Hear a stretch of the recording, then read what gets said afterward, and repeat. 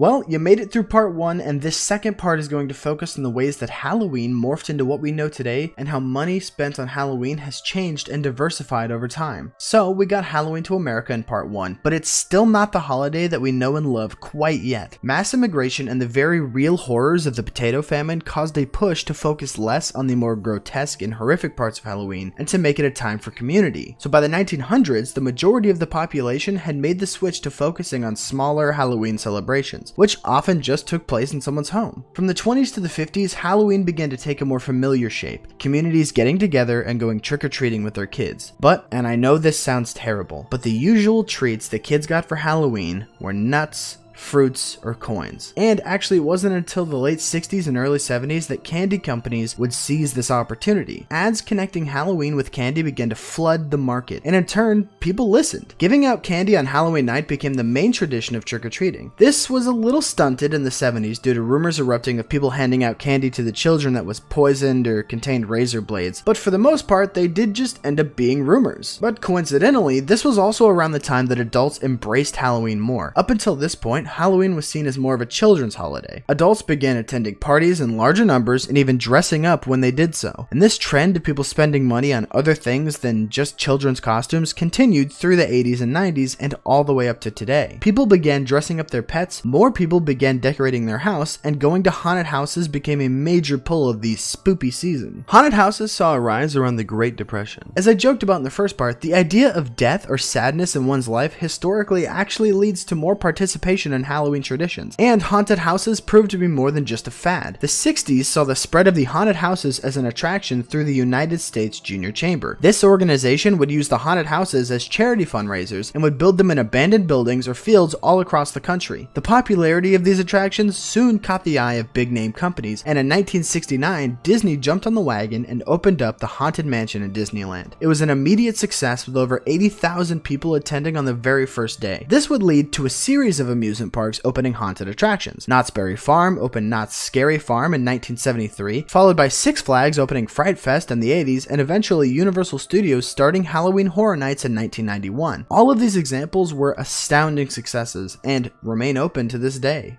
But these successes aside, Halloween has its origins buried in tragedy. The knowledge of the coming deadly winters led to celebrations for the Celtic people, and the Great Depression spawned the popularity of trick-or-treating and haunted houses in the United States. I even found this article that I'll link to about the Halloween after 9/11 and how many people came together to enjoy the holiday in a time of fear and uncertainty. With the exposure that humans have to tragedy in their everyday lives now, I'm not surprised that Halloween has gotten so popular. As humans, we tend to have some kind of draw towards the macabre and the morbid. Halloween allows us the time to come together and explore our fears in a way that makes us feel some kind of relief or escape from the real horror of the world. Which is why I believe that despite the thousands of years of Halloween tradition, the biggest jumps in popularity and different activities has come in the last 100 years or so. Between adults buying costumes for themselves and their pets, candy booming its way into trick-or-treating, and the haunted houses popping up all over the country, American Halloween spending has continued to grow over the years and is now up in the billions. Interestingly, appreciation for a holiday that centers around death has only continued to grow and become more popular. Personally, I love getting scared, and it's even better when you do it with the people that you're close to. I've loved Halloween for a long time, and I'm happy to see it getting the recognition that it deserves. So, go out and spend this Halloween with your favorite people, getting the pants scared off of you. Happy Halloween, everybody!